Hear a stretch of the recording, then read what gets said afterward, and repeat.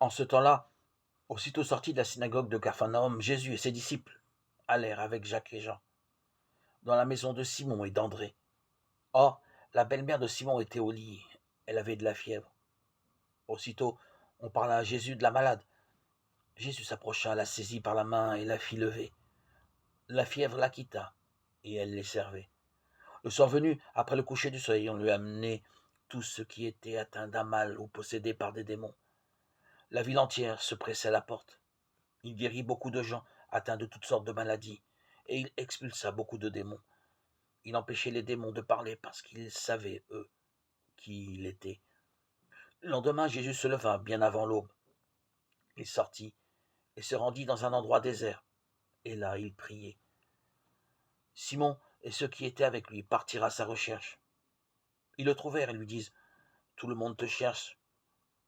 Jésus leur dit: Allons ailleurs dans les villages voisins, afin que là aussi je proclame l'évangile, car c'est pour cela que je suis sorti. Et il parcourut toute la Galilée, proclamant l'évangile dans leurs synagogues et expulsant les démons. Évangile selon saint Marc, chapitre 1, 29-39. Le récit prend du recul pour nous offrir un large tour d'horizon des activités de Jésus. Il est comme en mission d'urgence, parant au plus pressé, se déplaçant sans pause d'un lieu à un autre et répondant partout à des situations d'exclusion, ignorance, esprit impur, maladie. Il s'agit toujours de libérer les personnes de leur souffrance en apportant lumière, paix, guérison et réconciliation.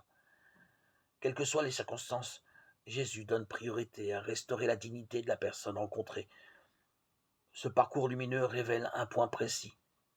Dieu veut l'être humain libre et responsable pour pouvoir entrer en communion avec lui. Seigneur, relève-moi